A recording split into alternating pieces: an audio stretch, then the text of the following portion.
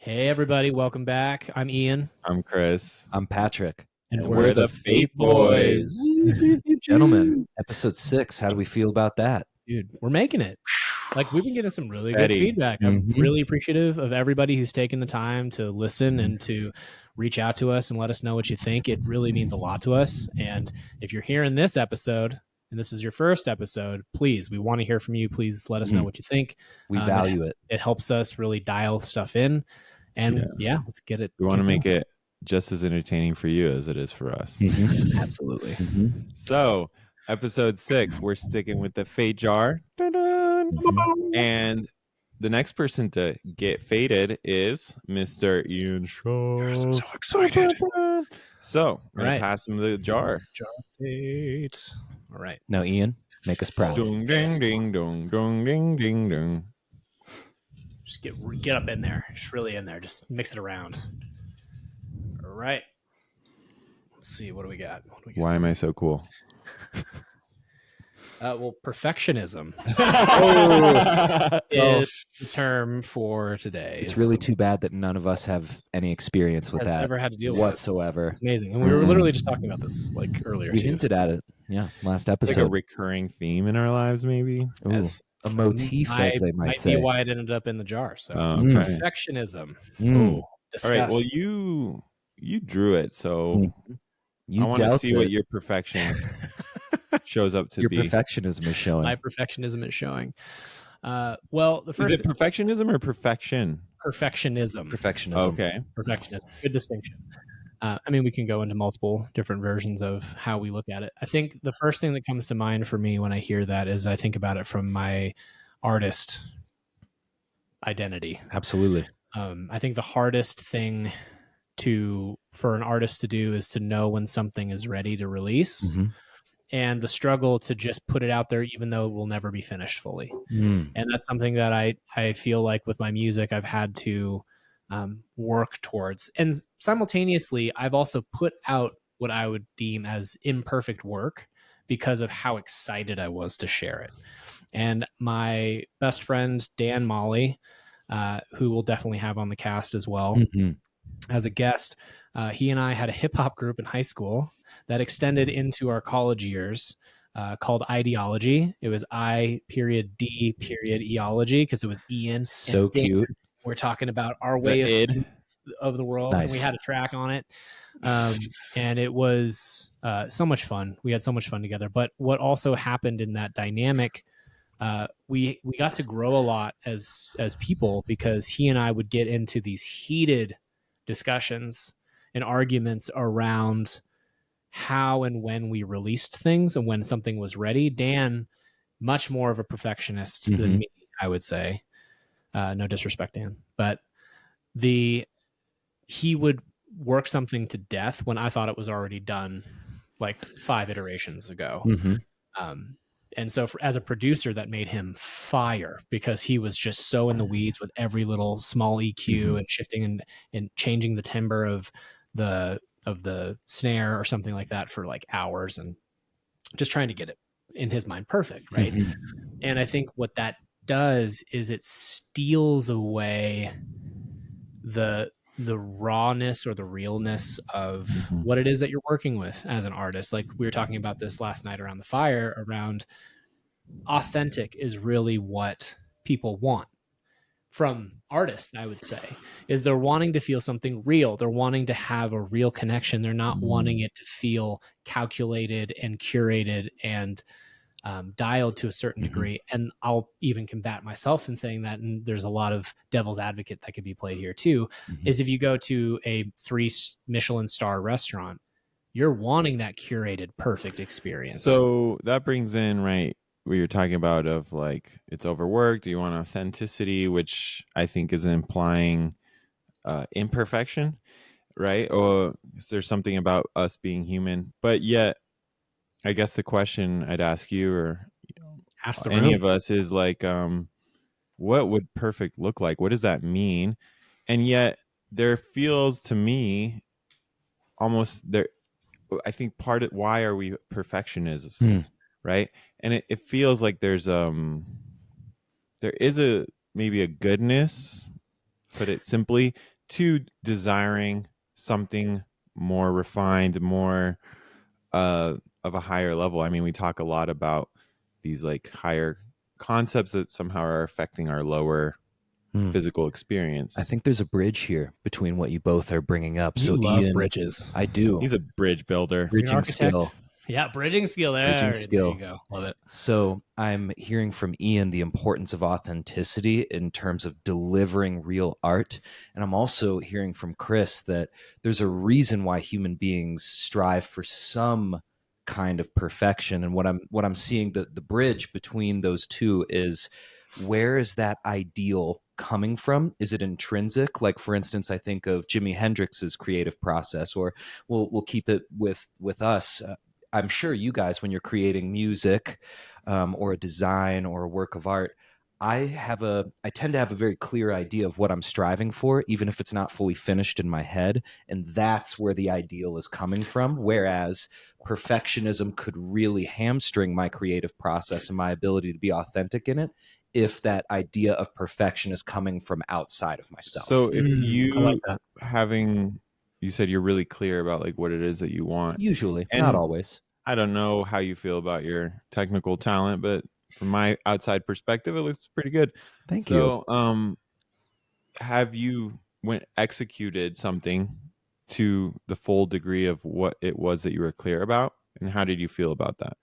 I think right now I'm working on a very large drawing that has many parts and has gone through many iterations and could very easily been overdone at any stage along the way. So I've had to be very clear with myself on what is my vision, how am I going to actualize it, and what I'm loving. But are you clear on the vision? Because you're talking about overdone, and I'm like just trying to figure out Sure. what do we think about what is overdoneness? Because perfectionism, in a theory, it wouldn't be overdone if you're actually getting closer to that perfect ideal, and yet there. I like how you framed it as a question of what is perfect.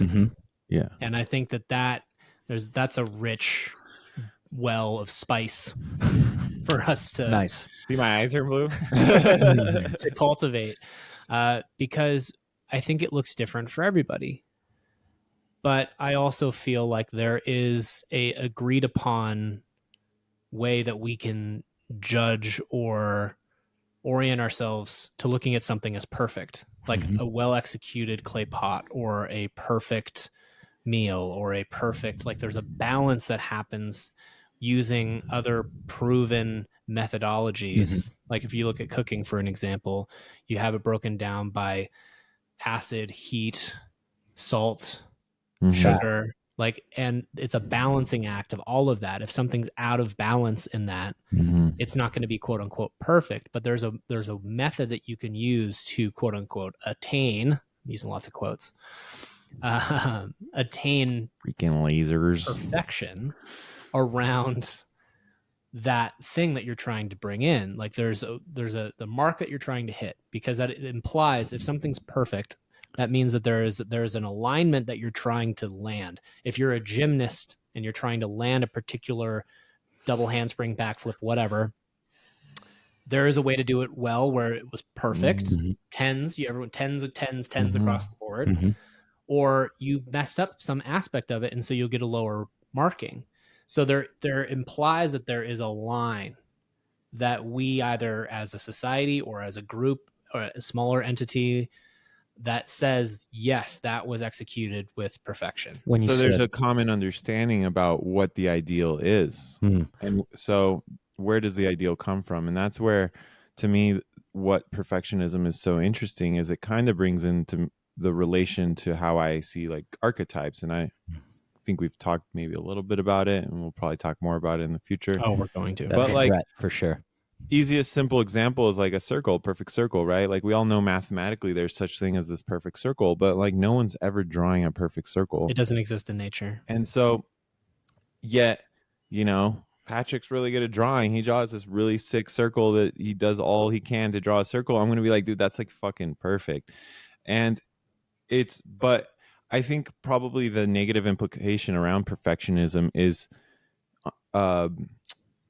trying to bring something that doesn't exist in nature into nature. And then the question lies, is it possible? So I think it's like the balance comes from understanding what's possible and yet always pushing the envelope towards that ideal, like knowing there's that perfect circle, but always trying to strive to make a better circle. Because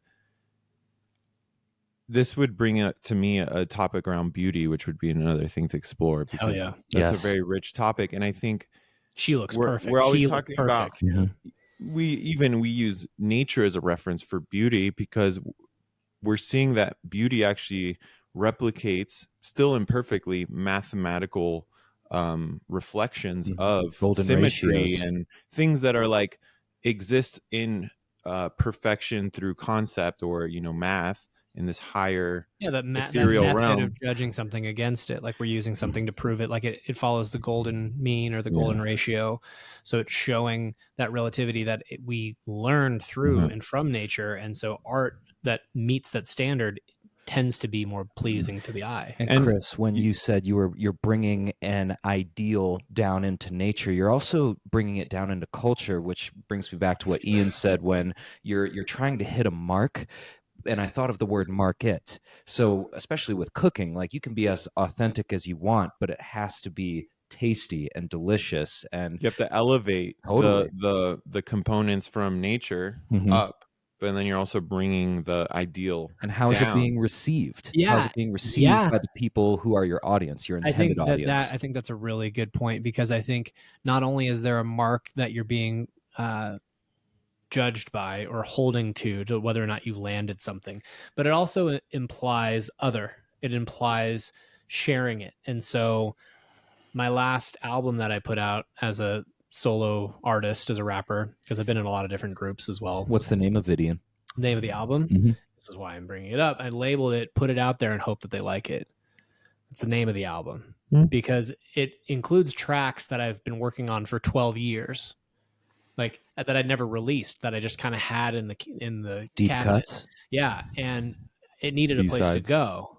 It Mhm. needed to see light, because it was some of my favorite work. Some of the stuff that I'd had that I just didn't have a place where I put it, and I didn't want to release it as a single.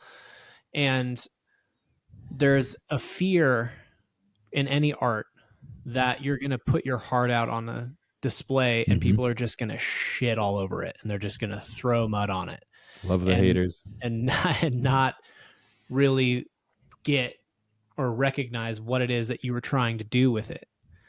And I think it's important for artists to recognize that, yes, it's important for you to bare your soul or to put yourself out there, because that's what people are hungry for, honestly, is that realness. And if it's going to register with one person, then it mattered. That's kind of where I got to for myself with my music. Is I would feel like, why am I doing this? No one's going to listen to this.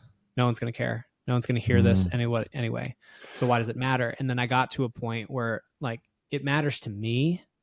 And if one person recognizes it and feels the same thing that I'm feeling when I'm doing this song, when I'm performing the song, and one person is impacted by it, then it mattered. It made a difference. Yeah. Well, that to me relates, at least my personal concept around perfectionism or my experiences, like the reason it's perfectionist is like almost this feeling that, well, if I get close to that, it needs to be perfect, because and then it's going to be perfectly received, it's going to be perfectly impactful, it's going to be perfectly, like, it's going to affect everybody the same, essentially, right? Like from Mumbai to freaking Alabama, everyone's going to be like, wow, Ian's music just hit me in this perfect way. And it's like, that's where I think the ideal versus the nature, and like elevating but also bringing down, like you're talking about the Michelin star. I'm like, well, at some point they have to be like, this is good enough, otherwise they're never going to ever put it out there. Well, there's a criteria And still that then you're making that, for a like, Michelin star. some will, some won't, so what, is so important. And not to minimize yourself, but to like understand that it's not everyone, and that's okay. And I think to me that's the hardest part of overcoming perfectionism, is accepting the value and knowing it, but not having this unrealistic expectation, which is really what I think it comes down to, and where the suffering comes from in my own experience. Because and then I actually end up in inertia and I don't do the thing that I actually want, and all the goodness What's an is actually example of that, Chris?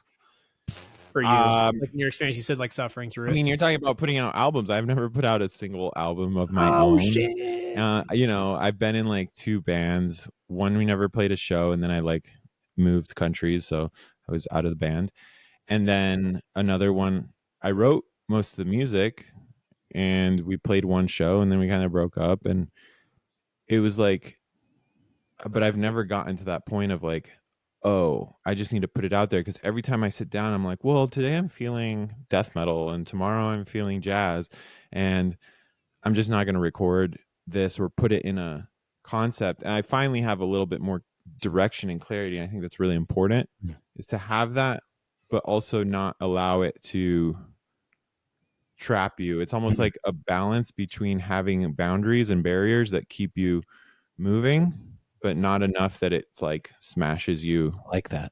I like that a lot. What you're making me think of in terms of putting something out there that is worthy in your eyes, but also you're putting it out there. I think Even if of it's crap. yeah. I think of, The War of Art by, I believe it's Stephen Pressfield, and also ideas by Seth Godin, a really amazing marketing creative director type guy. Highly recommend his books. But both of these men talk about how you don't need perfection and you don't need a project, you need a product. Like if you're a creative individual, the goal is to keep producing your art and producing what matters to you and letting that ideal manifest along the way in that process. I think there is definitely an emergent quality. Yeah. And I think every creative has experienced that.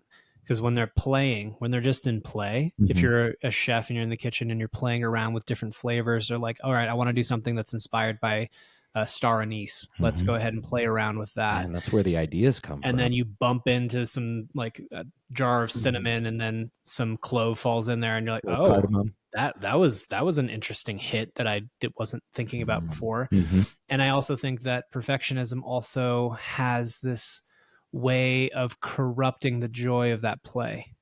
I think what in the search for trying to land the perfect dish, So stifling. it gets out of the it makes you get out of the directive that you were speaking to of allowing something to be quote unquote good enough, or to know that it was good for you and it didn't need anything else. And so if someone came to you and be like, yeah, I really would have preferred it to be spicier, but they love to just mainline habanero peppers. And so of course they're going to want it to be spicier. And someone who wants something on the more mild side of like, oh, it was good, but it was too spicy.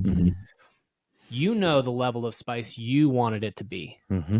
And so as long as it's perfect for you, then you really landed what that was for you. And along the same lines that I was saying around my music, and if one person agrees with me, if one person or the other of what I'm producing and putting out there, if enough people find that they are in agreements on that level of spice, to use that as the analogy, then it's the appropriate amount.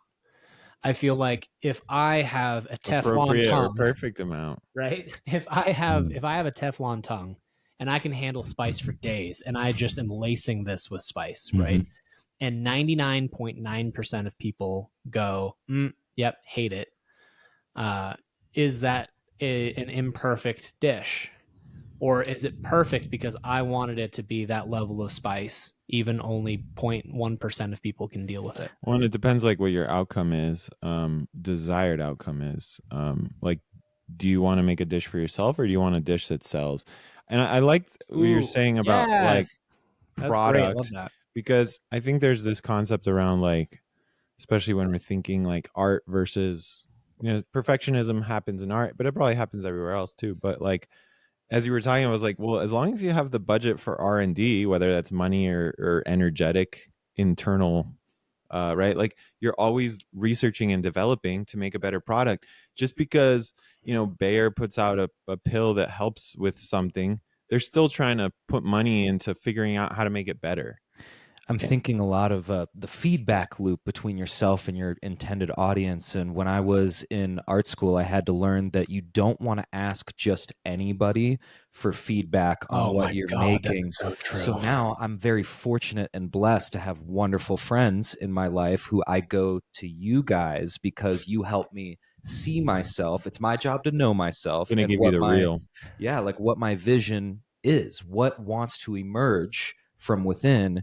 And then after I spend time with that in R&D with Lucius Fox, down in the basement of Wayne Becomes Tower, black. Hell yeah. I know when it's time to ask one of you or someone else who I very much trust your opinion and your ability to reflect me back to myself on how am I actualizing my vision? Am I on track? That's a really, really, really good And it's point. still up to you to decide whether you accept that or Yeah. not. And well, Yeah. that comes back to what you just said about like knowing yourself, because you can get swayed away from your authenticity and away from what your perfect is very easily Mhm. if you ask the wrong people. Yes. If you Derail you. And what I mean by wrong people is people who don't understand what it is that you're doing at the core, and they also don't have a way to reframe it and phrase it back to you for you to understand whether or not it's landing. It's Because good if you want to open up new markets. tell me more. Like, you're like, hey, we want to start selling to a different audience. And this is where I think some of the business kind of perspective is helpful. It's like kind of liberating that in structure and limitation can actually create a sense of freedom. Like, even in music, like, oh, I'm only going to use these chords or this scale or this sound. And from that, you're forced to like expand and be creative and kind of push the boundary or limit of what that is. But like, I think it's important. Like, I'm thinking about spiritual awakening, like when I was kind of feeling like I was becoming aware of these more spiritual concepts, it was really important because you talk to some people and they're like, oh, like what drugs do you smoke? And then other people, they're like, oh yeah, I was talking to a unicorn yesterday, and you're like, oh, whoa, it's two diametrically opposed views. And I don't know what, but it's like, you need a little bit of safety in that. I think understanding the container that you're in is really important too, because when we're talking about bringing up something important, they have the adage of don't toss pearls amongst swine. Yeah. Love that. Which I think that was a JC quote. Yeah. Was it JC? Yep. Okay. There he is. Hallowed be thy gains. Gaining these If pearls. you are not watching this on a video version of this, my boy Chris is wearing rocking an a amazing shirt that says "Hallowed be thy gains" and You can has get it on ripped Etsy. Jesus swole on there. Jesus on there. It's amazing. He got But swole for our sins. so I didn't. He got swole first. Ooh. Oh man, That's a pearl. that is a pearl, and don't cast it amongst the wrong people. You call But me yeah, a swine, dude? that idea of don't cast pearls amongst swine is a really great adage, because it doesn't mean that what you tossed out doesn't have value or is invaluable, but in the wrong container will be treated as such. It will be seen as just trash or mud or whatever, and it won't actually be received in a way where it could have the level of reverence or intention that you, the person who was casting it, had intended. And to the right person, that pearl is everything. And to the wrong person, it's nothing. And so it kind of leads into this conversation too about value and importance around what meaning do things carry. Like, does it matter?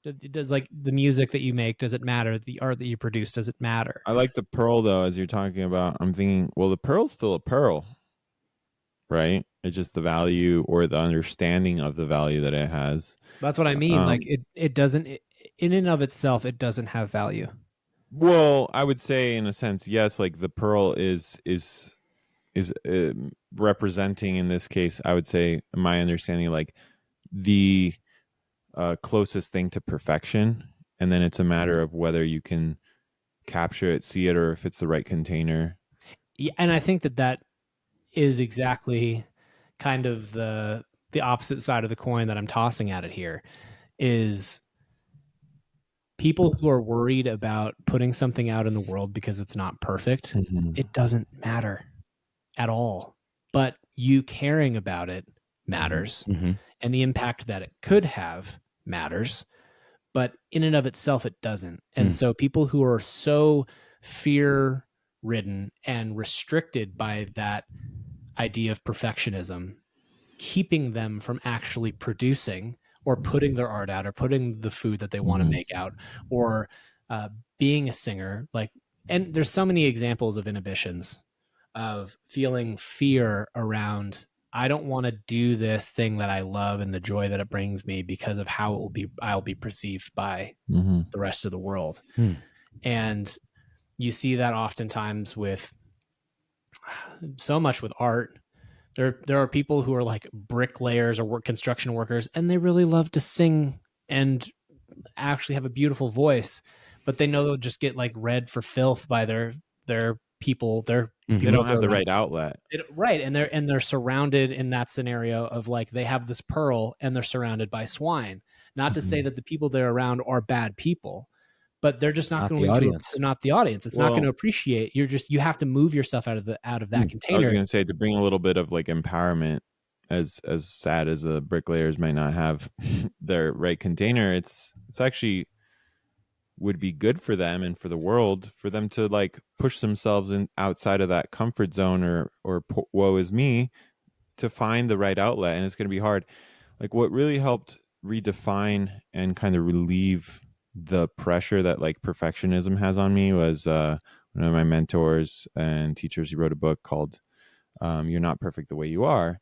And essentially is defining, perfection as, we're never perfect. We're never going to be that perfect circle in a sense, but in striving for improvement in every moment, every day, towards that ideal, you essentially become perfect. It's kind of like the dish. It's like, it's perfect, but and then it's going to become more perfect and more perfect and more perfect. So it's like constant evolution as opposed to this like static view of perfection. Because I think that's what creates what I'd say, like, our ego stumps us. It's like, well, if it's not that thing, and it's like, it's never going to be that thing. So you have really bad expectations around what needs to happen. But if you're like, I accept that I'm not perfect, but you're not taking it to the level, well, I'm not perfect, so I'm a piece of crap. I have it's a question. Like, I'm not perfect. I can actually do something to improve at every moment. So if I'm a bricklayer,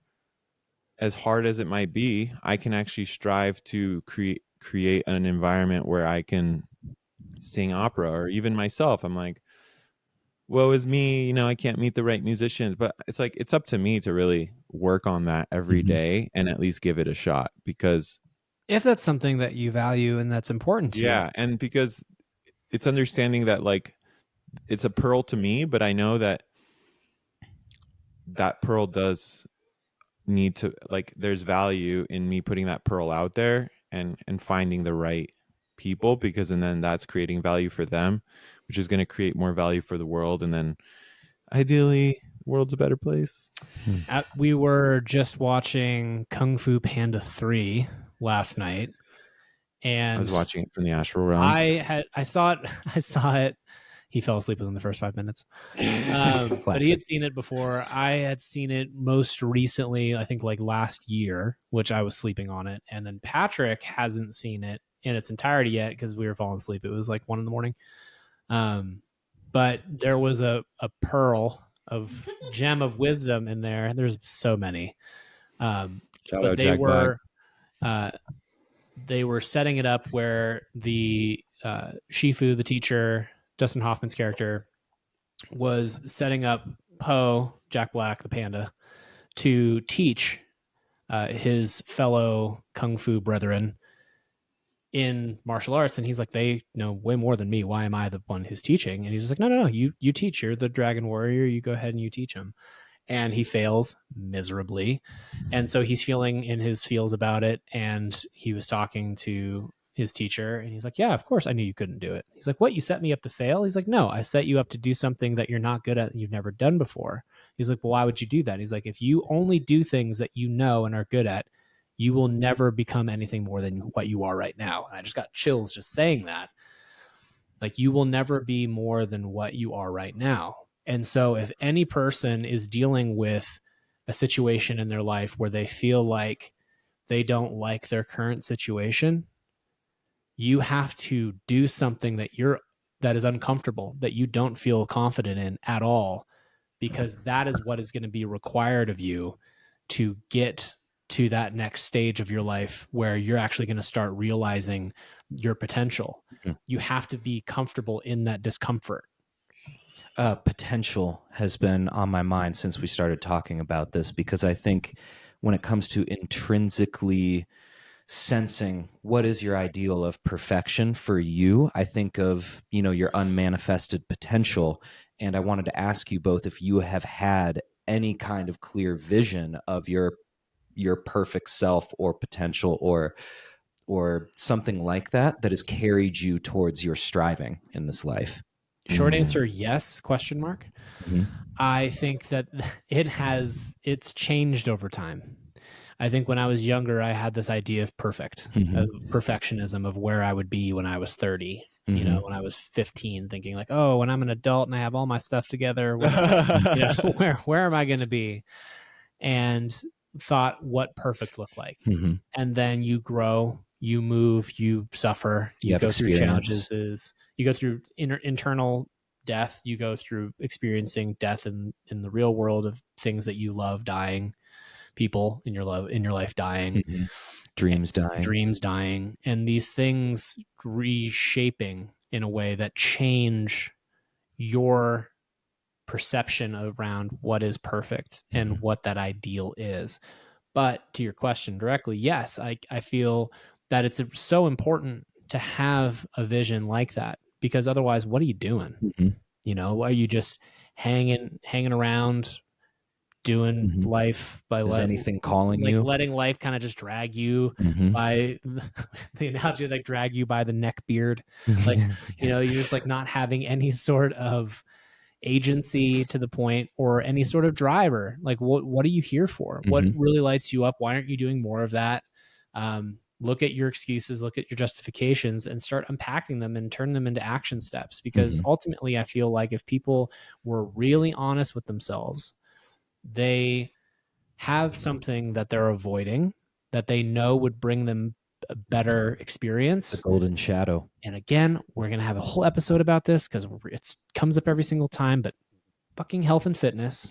So for myself, being younger and being overweight, being a fatty boombalatti, like preteen, and like being angry at the world, angry at myself, and all these things, the ideal in my head was, if I get skinny and lose weight and I'm fit, then I will be worthy of love, or I will be accepted. And obviously that precedent, and you'll be perfect. Right. And I'll be perfect. I'll be finished. I'll be done. I will have arrived. I will have landed. And anything in your life where you have that as the expectation, as the outcome, you've already lost. Because by the time you get to that point, if and when you get to that point, you'll realize that the attaining of that golden medal for that 4.5 second dash at the Olympics, like, it's an amazing achievement. But then you have the rest of your life to live after that. And what does that mean? If you've peaked at that point and you've quote unquote arrived at 23, like what else? You got like 60 more plus years, bud. Like, what are you going to do with it? It's like putting everything in your putting all your eggs in one basket, like all your pearls in one basket. Yeah, that like, oh, if I get the 5-meter dash gold medal, that my life will be complete. And it's like 5-meter dash, whatever it is. What did I say? 5-second dash. Whatever. I don't do sports like that. I love thinking about people running 5 I meters. lift weights, but I don't do sports. Well, rock climbing, I guess, and soccer, football. But also what you mentioned was a big important about, like, well, and then I'll be loved. That you failed because it's seeking external. Like, if you lost the weight just because how you feel, because to answer your question, Patrick, I used to have a concept around that. Like, oh, I'm going to be a musician. I'm going to make metal. It's going to be kind of spiritual. And it's like, I'm going to like change the world somehow with me being a really good guitarist. But that was coming from here. So now He the way pointed it at his head. shifted is like, because you were talking about your experiences that shifted it, and I was asking, well, did it shift it for negative? But to not lower the bar, but to just, for me, my personal experience of changing it has been like through meditation. I've started asking myself, what would it feel like and look like to be that way? And so for me, it becomes a more of like an inner feeling, inner knowing that to me is more powerful than just some mental concept, because I'm trying to tap into like this, like it's like symbolism is like, we were talking about the circle, like the symbol, it represents something that's higher, and it allows us to reach to higher kind of dimensions that transcend our like thoughts about things. That's like our mind, or what I'd say our ego, right? And so it's like, if we can kind of bypass that and really get into the core of our being, then that is to me more important. So I don't always know what my perfect life looks like, but I can kind of know what it feels like, and that is what guides my action towards I like that.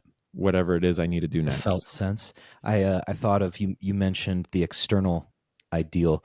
Did you guys, growing up and sensing into what your ideal may be, did you feel like you went through an oscillation maybe between, when you're young and you're a child, you might have a more intrinsic sense of where you want to be when you grow up and how you want to be in the world, and then you go through your conditioning as you enter into the world, maybe in middle school, high school, college.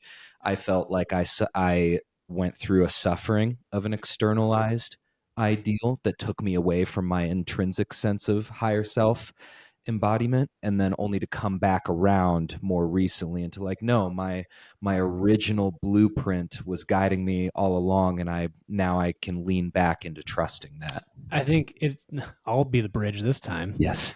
So between the two things that you were just speaking to, Chris was talking about this importance of this feeling of when you have that center, of where your actualized future, where you're wanting to be at. It's more of a feeling. It's a sensation versus a checklist of things to check off to then achieve that level of perfection.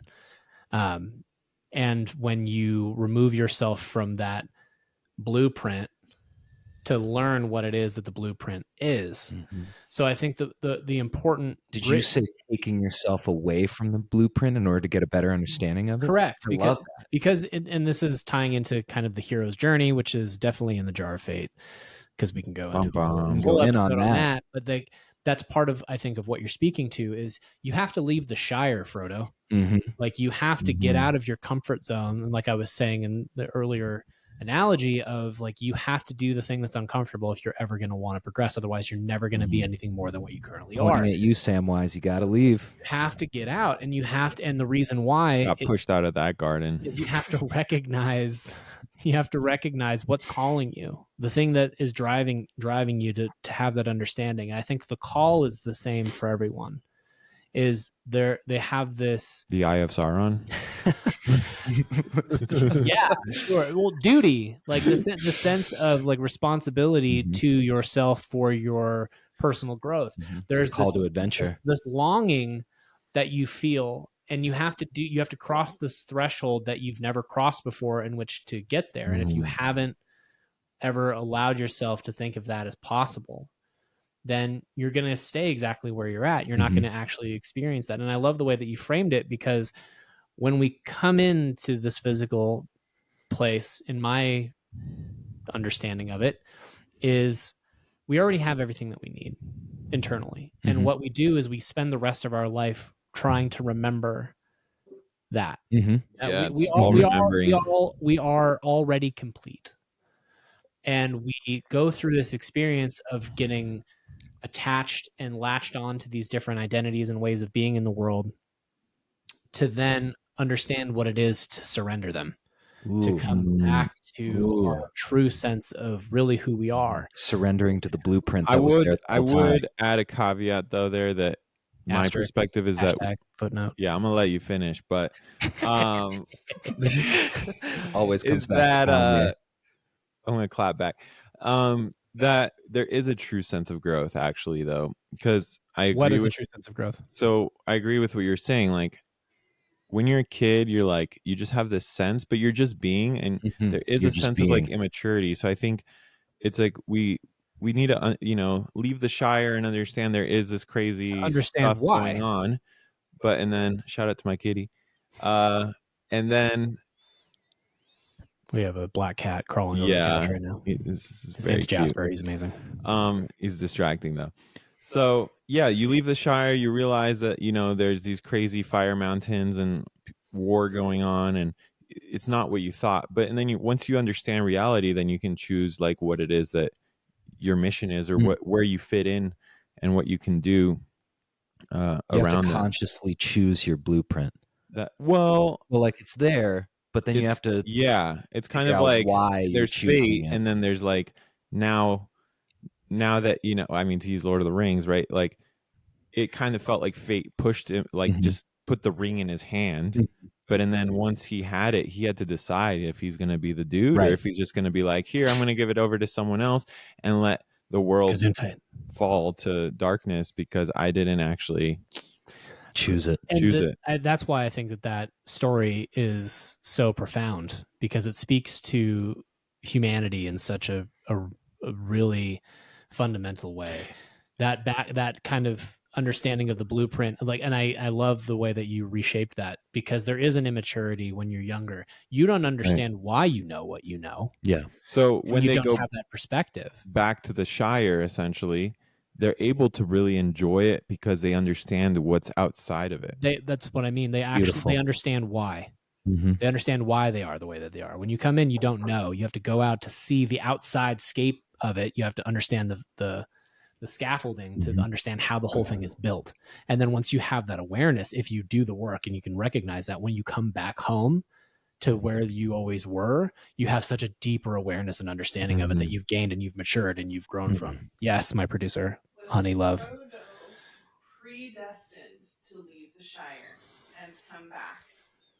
Well, the opportunity was destined to right, like I think based off of my, we're using Lord of the Rings, but I think this could apply to life and whatever capacity you can muster or think about for yourself or other greater topics. Is the ring was gonna go to the opportunity that it had, which was the most unexpected, right? So it's like, in a sense, maybe it wasn't Frodo, but he happened to be the perfect receptacle in that universe. Well, he took ownership of it in the council, when they're like, "Who's going to take the ring? I'll take it." Blah, blah, blah, blah.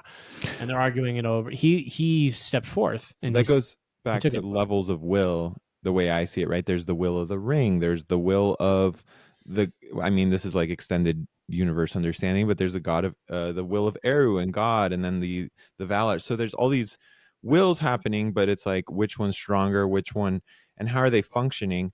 So it's like the will of the ring is to get back to Mordor, right? And reclaim its full power of darkness. But and then there's also the will of goodness. So it's like fate is putting opportunities in people's hands, but and then it's like, are they making it their destiny? Because the ring was in Frodo's hand, but if he had given it up, or if he had been like, I'm gonna toss it in the river, then some orc finds it, and then it ends up and the world falls to darkness, essentially, right? That it's like he was the best opportunity, or the most aligned opportunity for that, even though it was the hardest, most unexpected thing. And I think that's where the whole growth comfort zone topic goes back to as well. Yeah, I think that he was destined, because that is how it was written. But I think, shout out Tolkien. Yeah, so because it was the most unexpected, it was the one who is the purest, who wasn't going to do it, who needed to do it, because that was he was least susceptible to the temptation. Exactly. So I think that was definitely the way that it was meant to play out. What is interesting, and I'm trying to frame it within the context of this discussion of perfectionism, because I think in that story we also see people failing constantly to the impact of the ring or impact of their greed or avarice or all of these different seven deadly sins that come up in the telling of the story of where people are very imperfect and dealing with imperfection. And one of the things, tying it back to, for me, for music, one of the best little serendipitous moments is when I accidentally do something when I'm mixing and I bump the drum track into a syncopation I was not intending to do, and it's so much cooler. Mm-hmm. And those little moments that kind of pop up, and I think that, tying in fate into this conversation as well, is like, I think that was kind of meant to happen. I think on the road to perfectionism, on the road of trying to have this understanding, we get this opportunity to really observe what happened, what went differently than expected, and how I couldn't see it have ended any other way. Yeah, I love the idea that was brought up in The Matrix when the Oracle tells Neo, you've already made your choices for this life. Essentially, you're here to experience why you made that choice. So the idea that there is a sort of fate element, but then the destiny piece comes in and truly embodying that. Well, and I think the Lord of the Rings, and as well as your personal example, are all about the unexpected. It's the thing that we don't see, right? We like as smart as Sauron seems, or as smart as you think you are, you at the level that you're functioning, you're not actually seeing. You're myopic to the opportunity of that happy accident, of the ring in the Shire or the drum track being bumped. Which is kind of, our producer here has a nice question, which I think might tie into this, is like, what is the opposite of perfection? Which feels like a little heavy, but also, is it chaos, or is it like, I'm seeing it more from that happy accident perspective of like, there's a higher Serendipity. There's a higher will, higher something happening, that's coming through us. When I think of what you mentioned earlier from perfection being a striving for perfection, it's not something that can necessarily be attained by a human being in one lifetime. But I don't think of the opposite of perfection as being like some evil kind of ideal. I think of it as not striving at all. It's not even going for it whatsoever. Apathy is a great word. And just choosing to ignore your vision of the gold. And you, Ian, earlier you mentioned that, you can stay in the same place not pursuing your ideal. You can stay in the same place, but I think that your inner world is going to amplify the internal pressure to let you know that you are not pursuing your ideal, that deep down is your ideal, no matter how much you try to hide. Yeah, I think it's like a frequency.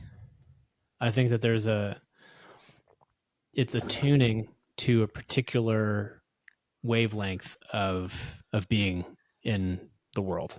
And the more that you attune towards that wavelength of being on your path and aligning with what is perfect for you, your authentic self-expression, what brings you joy, the more you align to that and the more you attune to that wavelength, the harder it is to tolerate not being in harmony with that wavelength.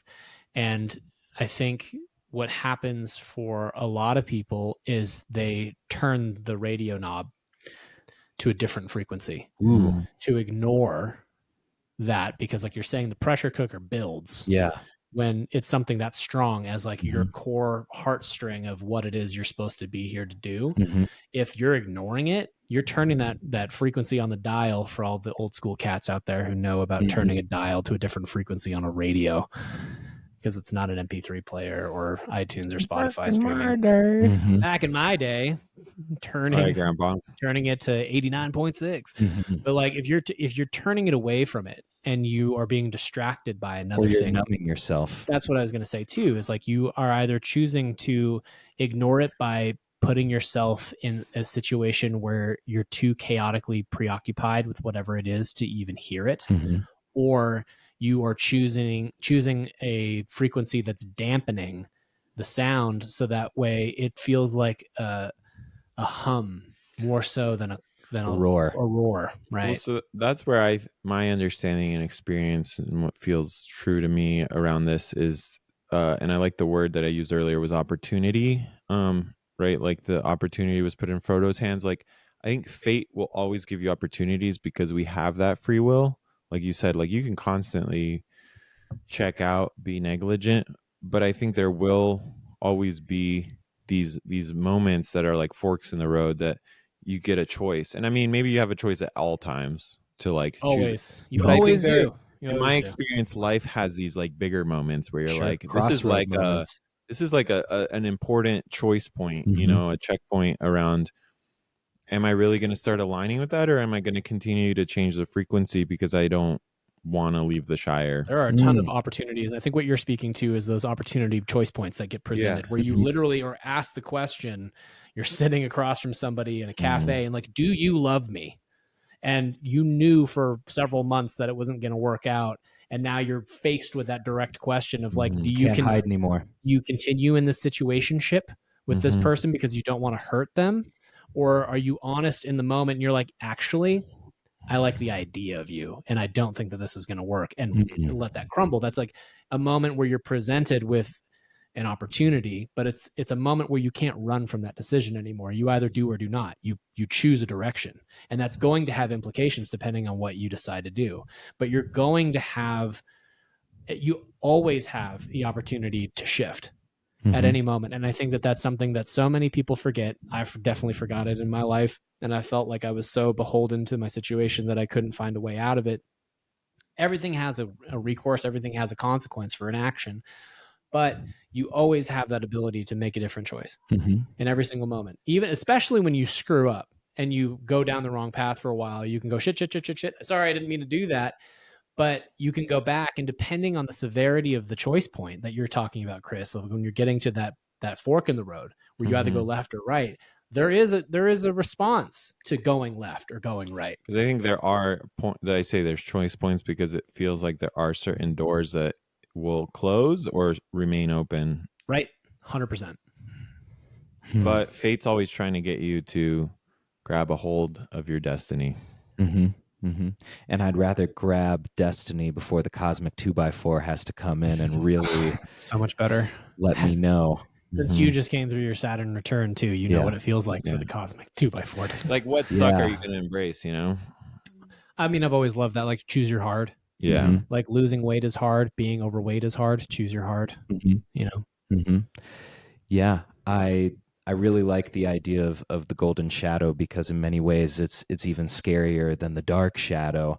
It's that potential that we're hiding from until the running from it is more painful than just like, you know what, I will take that art class. I will try that cooking class. I will ask that person out. And then lo and behold, like life opens up. So I'd like you guys to share a little bit about what's something that has allowed you in your process to overcome your perfectionism and the negative effects of it, to bring into the practical. Ian, hit it. I feel that there is an acceptance and surrender that you have to contend with as a person individually, that I've had to contend with individually, where I'm worthy of love, whether or not I lose weight. The song is good, whether or not anybody likes it other than me and my best friend. And understanding it is okay the way that it is, and it doesn't need to be anything different, and that I put the effort in that I needed to, and where it comes out is up to fate's hands. Was there a specific action, thing, process that allowed you to get to that point? Therapy. No. I mean, kind Therapy. of, in a certain degree. I mean, what it's helpful is, like, I started doing men's work in about 2010, let's say. So what, 14 years now? And what men's work is, for people who don't know, is a group of men who have chosen to get together and talk about real things that are up for them, challenges, successes, and seek the counsel of people like Patrick was describing, about people that you trust, that are going to hold a container and give you really good feedback, and allow you to sit in your stuff, call you out, keep you accountable to what you're trying to really achieve in this life. And a lot of really profound things happened for me in that experience when I was working in that space. Is one, I made really good relationships with other men. And that was a core wound for me growing up, and having my dad and my mom get divorced when I was 6, and they split up. And my brother, who's technically my half brother, went to live with his mom. So it felt like I had a lot of abandonment issues with men specifically. Mm-hmm. And so getting this really rich and important relationships and friendships with men was really helpful and healing in that. So I think that was really indicative of that, because it helped me bolster my true sense of self, rather than a sense of self that was defined by other or expectations, or reaching for that perfect circle and not being able to obtain it. Is it allowed me to really get comfortable with the circle that I already am. Yeah. And then be able to speak from that place. I think what has really helped me over I would say my more recent chapter of life, into tapping into really starting to pursue my ideal, is, previously in my life I was coming from my mind and trying to plan it all out. And what I've noticed looking back on it is that's coming from a place of safety and pretense. And as soon as I have enough life experience now, shout out Saturn return, to really know in my body that does not work anymore, and dropping into my heart and trusting my heart to show me where my authentic joy is and where my true search for beauty leads me. And even though the heart can lead me into danger and bumping into shit, but it gets me to where I truly need and desire to go. And that's what I'm leaning into now. Is there anything specific that you've done that helps you drop into your heart more easily? Because there's obviously resistance. There are specific modalities that have really helped me, but just for everyone out there, I would say it really has helped me to slow down, to deliberately spend time with myself in the quiet and tap into heart space, but also spend time with really good people who can reflect that back to you. And like, hey, I just saw you light up when you were talking about that. Or I noticed that you just accessed a new part of yourself that we haven't seen before. I would love to see more of that. And paying attention to those cues that you get from the people that matter to you, and also paying attention to yourself when you experience an authentic moment of joy, no matter how small. Beautiful. And then same question for you, Chris. Yeah, I'd say similar. Having I mean, you talked about modalities. I'd say walking the path of know thyself, and I mean that's a huge topic. But being committed to discovering who I am and what that perfect ideal of an expression of Chris is, it has led me more quickly to the opportunities where I get to make choice points. And what helped you do that? What helped me do that? Yeah, like what life tip would you give from your own experience of Well, I think having good reflection of who I surround myself. So like just learning to trust my discernment through experience, and having like kind of just learning to trust myself, which is hard, but especially if you don't have the framework when you're younger. But it's really constantly asking myself, like, why am I doing this? And that's where I say the path of know thyself. Like, I'm always like, what's my biggest ultimate desire is to know myself and to experience peace and mastery through that knowledge of myself. And that kind of leads me to all the other smaller branches, which, so from a practical standpoint, I do rituals, meditation, prayer, and then also just that reflects outward. So kind of like you were saying around not having the external. So continually, like, I see people and experiences as a mirror that constantly show me where I'm at. And So I would say humility, like being humble enough to know that I'm not perfect, but that my ideal is to have a deeper understanding and actually an embodiment in my physical now. And that's where a lot of my current focus is like not just an ideal out there. How can I make it a reality? And in making it a reality, I have to accept all the failures and imperfections that come along with it. And to kind of wrap it up, one thing that I've found for myself to be fairly true is that you are perfect in the imperfect. Like the imperfect is kind of what makes it perfect in this life, in this being, in this experience, is the things that make you unique, the things that make you you are the things that are your quote unquote imperfections. Because otherwise we would just be walking around like AI robot automatons with no real personality because everyone's chasing the same thing, and really leaning into your isness, the things that make you unique and different and that aren't pretty and aren't quote unquote perfect are really the things that make you who you are. And here's to trusting that authentic isness in each of us. Absolutely. That is him. Thanks for tuning in, everybody. Great conversation, gentlemen. Let us know anything that came up for you in this discussion. And if there's anything that you would like us to dive into or put into the jar of fate, let us know and we'll drop it in there. Stay tuned for next time. episode. Awesome. Bye, everyone. Thanks, everyone.